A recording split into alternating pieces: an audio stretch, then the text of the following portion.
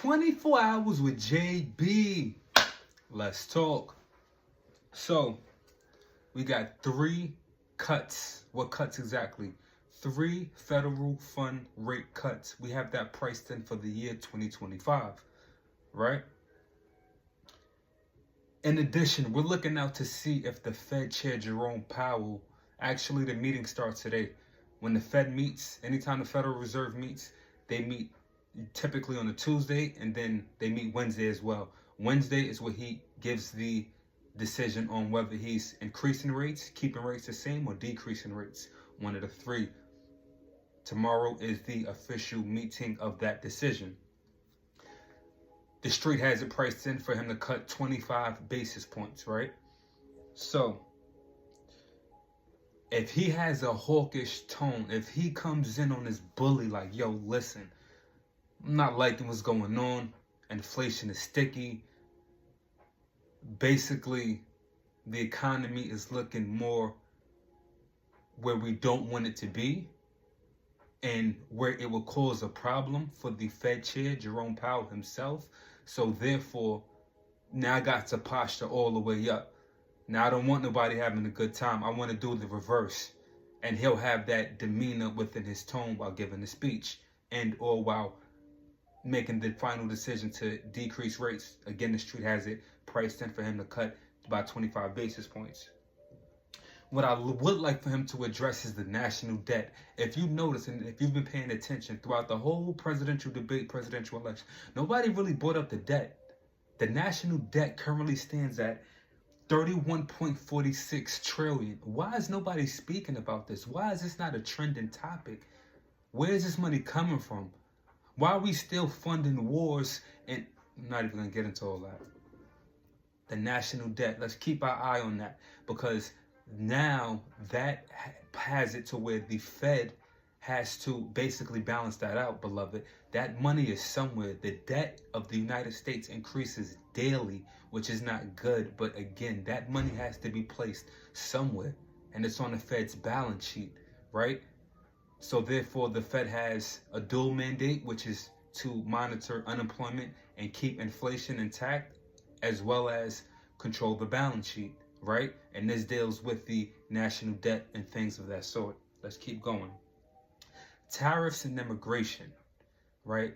That's going to be a main concern at the start of 2025, i.e. when Trump gets into office. Because if you don't know, Trump has been saying that he's posing tariffs. Wait, what is a tariff? Great question. A tariff, anytime you hear tariff, just think taxes, right? That's basically the tax that countries impose on other countries to import goods, to bring goods in. This is where you get into the whole, I'm charging you extra. Like, you bringing that over here, I'm charging you extra. Reason being, I want that made in my country. I want to make my country as sturdy as possible. So when I see that that's not taking place, I'm going to charge anybody who's dealing with this country. So Trump, he's sending, let's say, warnings to China, Canada, and Mexico, right? Those 3 countries, Trump is like, yeah, when I get into office, listen. But listen, Canada, they saying like, yo, we get busy too. We gonna let it go too. If you want to take it, then we taking it further. This is what Canada's saying. Mexico, basically the same energy. China, they playing it smooth, like, all right, Trump, word.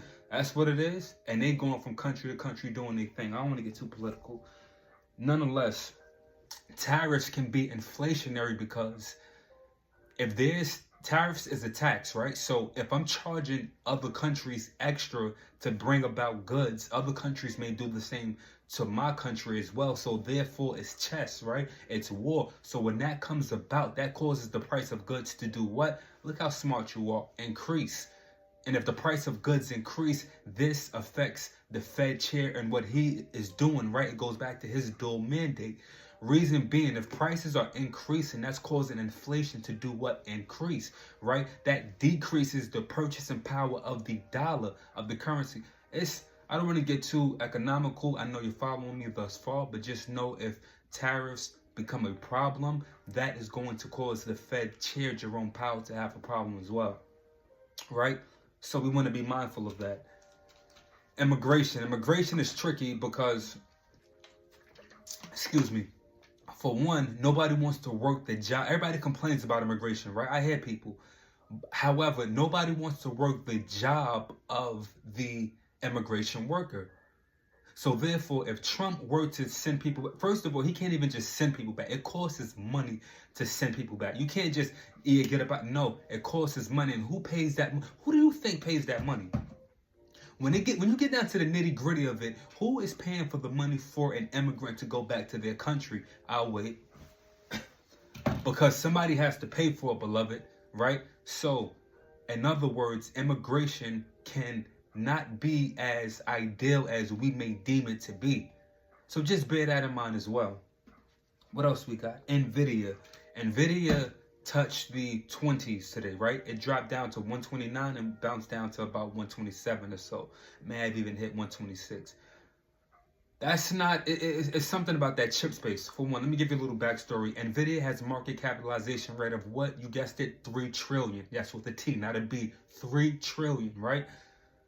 And Nvidia it wasn't the stock of the year, but people, let me say this. The nerds like myself, people who really are into this thing, people would have parties when Nvidia would report earnings. Like, that's how serious, that's how bullish, that's how robust Nvidia was. Like, when Jensen Huang, the CEO, throwing that leather jacket,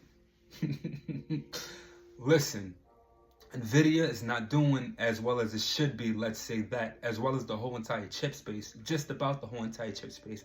If you follow my previous video, you would know Qualcomm, ticker symbol AVG, no, so not Qualcomm. Qualcomm is another chip stock. Broadcom, ticker symbol AVGO, is trading, it just hit 1.5 trillion on the market cap, right? That's half of Nvidia.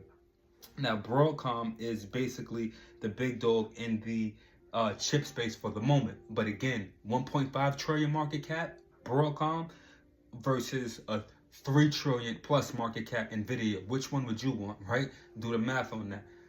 I also looked up Nvidia's rival, AMD, Advanced Micro Devices. They design chips as well, right? So Nvidia's rival, AMD, their stock is down as well. Overall, the chip sector is down. I even pulled up Broadcom just now as we were speaking, and it was down 3.91% today. However, it did just make an all-time high. But again, the chip sector itself is down altogether. Let's keep it going. What do we have? So the Fed Chair Jerome Powell, he meets in January as well. So you say to yourself, if he cuts 25 basis points tomorrow, what is he going to do in January? Right? Initially, we sort of we got the 50 basis point cut, I want to say back in September. And then he cut again another 25 basis points, and now we're here, right? So we kind of thought it was lit. We like, oh, well, let me not say that, because when he cut 50 basis points, people, it was mixed feelings about it. Some people say that was the start of a recession. Some people say that he cut to get ahead. Everybody has a different outlook. Everybody's perspective is different. Once you understand what's taking place, then you could make a hypothesis yourself, right? Because we're all just going off of historical data and the incoming statistics, if you will. So none of us really know. We're all just babbling at the end of the day. But the more you do your research, the more you do your due diligence, the more your educated guess will be closer to the right side opposed to the wrong side. Nonetheless, if he decides not to cut rates in January, beloved, we could be in trouble. That could be a little, you know what I mean? And so much so, so let me say this. Back in September, we had it priced in for the Fed to cut 4 times in 2025. Now that 4 has dropped down to like about 3, right? It's definitely decreasing, meaning rates may be higher for longer, they may stay the same, or they may potentially increase depending on how sticky inflation is. Remember, when you speak about inflation, you're speaking about the CPI data, Consumer Price Index, PPI, Producer Price Index, as well as the PCE, Personal Consumption Expenditure. That's the Fed's preferred inflation gauge. Nonetheless, if those numbers are not right, if unemployment decides to tick higher, we could be in trouble, right? The current federal funds rate is 4.62. Let's see if he'll cut it tomorrow. I see I'm gonna have to do a part 2 because there's a lot I gotta cover. This is part 1. Stay tuned, heavy on investments.